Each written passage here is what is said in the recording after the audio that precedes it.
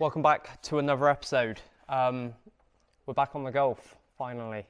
We've done the polo stuff. We're on the Golf. I'm in the engine bay again. What am I doing? So hopefully Callum should have uploaded the bit of content that I filmed. I don't know how good it's going to be, so I don't know if it did get uploaded, but if it didn't, I was just explaining a few new mods. So RPC inlet manifold, got some new brakes, one of which is fitted, one isn't. After having the M3 and realising how good these are, I bit the bullet and I bought these absolute monsters. So we got these from TSR, who did me a fantastic deal on them. The reason I've wanted these for so long is not only are they great, if you don't know, guys, these are fantastic stopping power, really, really good. You just work on them all day, they never fade. Brilliant brakes. The other reason for going for them is you can run British touring car 368mm rotors and their pads, which you can get somewhat reasonably easy, and they're a lot cheaper than going out and buying Raylan discs for the old setup I had, and Mintex pads or whatever pads you want to run. It's just a lot cheaper, more readily available. So we've done that. Also, there's no windscreen. There's no windscreen because the front half of the cage is missing, because I've hated it forever. So I cut it out. I've just got neaten up a few of the cuts where I need to get like closer to the cage. Strip out the front half. I'm gonna have the front half remade, and we're putting a Mark 6 stash in. Again, just briefly telling you this, I do have some footage which hopefully we'll either put into this video or not. I don't know. Callum saw all that. You can run past if you want. Go on then. Dork. Anyway, so that's the update on that. And I've got the bonnet open for good reason, maybe. I've sold the turbo. The turbo that I've just bought and just fitted, the KO4 anti-surge. The intercooler's going to come off as well. The Revo induction's come off because I bought a big Garrett. Yes, oops. So the plan, as you all know, is to go racing with this. In the class I want to run, which is a local race group, Cascoon Racing Club, I'm probably going to go in the saloons. And for that, speaking to a few people in Class A, they're a lot more power than this. Although this car is pretty good, and I said I'd probably just keep a KO4 and not get carried away again, it's not gonna be any good. I'll just be entering to be at the back of the grid and not be any sort of competition at all. So yeah, bought a big Garrett off of Nathan, who's NJW Breakers. Again, done me a good deal on that, so thank you to him. So that's a big Garrett turbo, tubular manifold, downpipe, intercooler, induction kit. So yeah, should be easy to run, 600 700 horsepower. I don't recall what turbo it is exactly. I shall have a quick look. It's big, I know that. So it's a Garrett GTX 3076R Gen 2. Comes with a teal external wastegate, screw and pipe, which we won't be running. We'll be putting it straight back into the downpipe because we don't want a noisy old thing. So yeah, I've already sold the turbo. The guy's sort of been hassling me to get it off, and I've not really had time, so I'm just making a quick bit of time to get this off. Yeah, I'll catch up with you guys very shortly once I've got it off.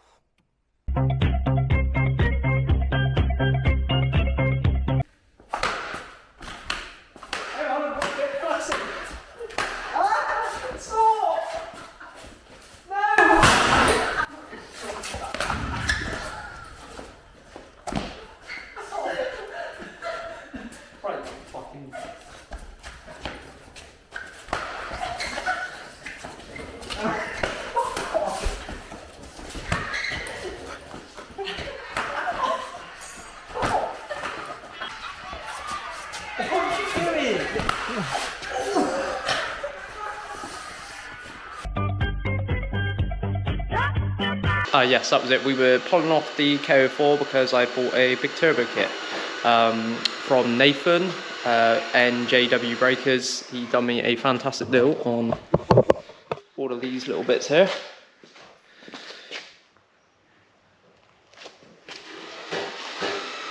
So So tubular manifold. So this is a rear mounted turbo kit. Massive intercooler. I'm not really sure if I'm going to keep this or stick with the original that was in it, the original welly. Pretty nice welded up boost pipes, but for some reason someone's made them out of stainless, so they are bloody heavy. Got a nice little, well, very big Garrett GTX 3076R Gen 2. Teal wastegate tile, teal, however you want to pronounce that one. Custom, very big inlet, 3-inch downpipe, screw-in pipe, which we won't be using because obviously we want to do a lot of track days / racing with this. Yeah, a few other little things just to tidy up on the kit. So for some reason, Nathan obviously just breaks these high performance cars, so he wasn't to know much about this. But for some reason, the boost reference point was taken off this turbo discharge pipe. Just drilled a hole and had like a banjo fitting with a bolt. Less than ideal. It's all very shoddy, sort of MIG welded, grinded back down. Again, really heavy stainless pipe.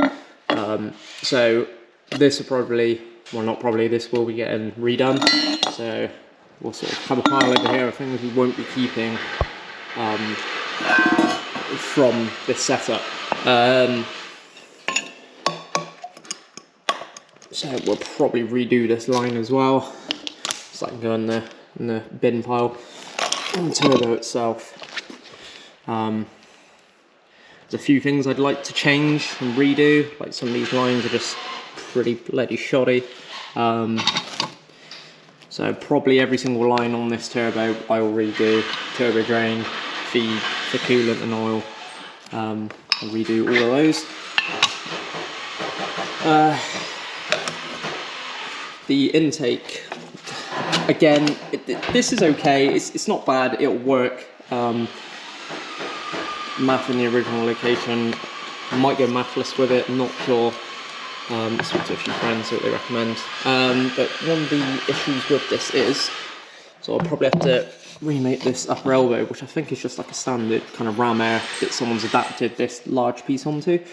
But this, I have the math, so the math is sort of up here. So when this is running full boost, that is likely to just suck this pipe in a little bit, pull air past the meter and start throwing up engine codes for unmetered air. And there's, as you can see here, a raised bit. It's like a coin or something. I probably will cut the tape off soon and we'll have a look under that and see. There's obviously a hole there that they've blanked up. So yeah, this sort of elbow needs redoing as well. I don't know when I'm trying to get that back in. So yeah, that's probably going to get redone. Screw-in pipe, as I just said, great if you want to be an ASBO and run around the streets sounding cool. Not me. So it'll probably get remade coming off the manifold straight into the downpipe. May get all this remade. There's nothing wrong with it, just might get it all remade. So tonight I'm probably just going to mock up fitting the manifold and turbo. I don't know how much time I've got. Again, it's another evening after work.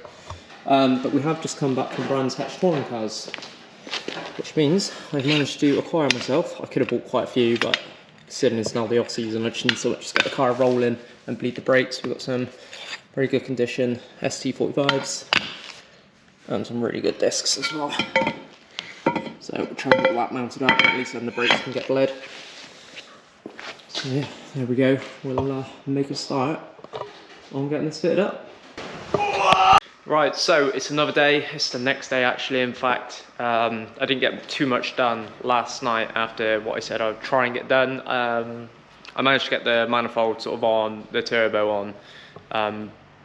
Yeah, didn't get it all sort of buttoned up. So I've just spent an hour this morning just getting it done.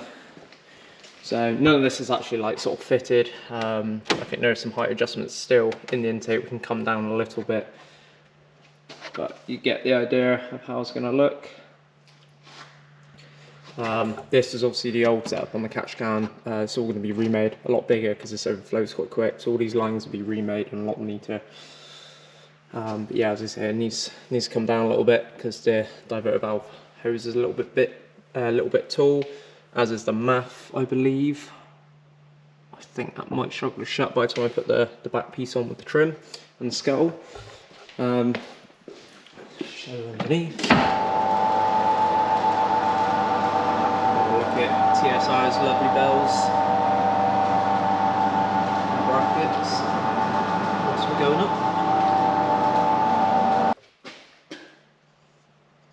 we have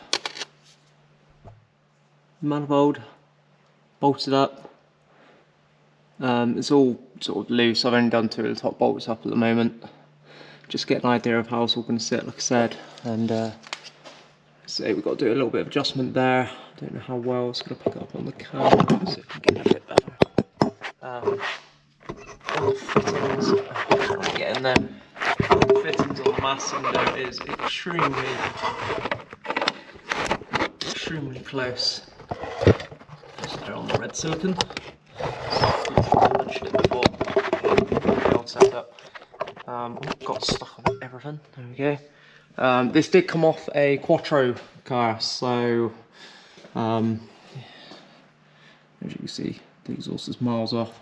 So I think what we'll do is we will end up cutting the V-band off, cutting a bit of section out, and putting the V-band closer into the left, so that the downpipe actually sits further over. I'm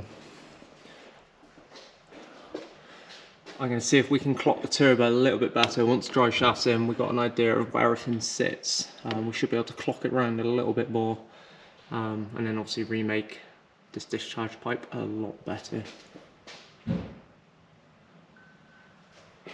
All in all, not too bad though. Did bolt up pretty well. So here we are. Got the discs all fitted up now, and the brake lines are all on. Just need to bleed it, but there's no urgency for that at the moment. And as I've already showed you guys, everything's on. I can't remember if I showed you the dry shaft in. Actually, I don't think I have. I shall find my torch, which could be absolutely anywhere. Don't know where it is because I've lost the torch. That's good.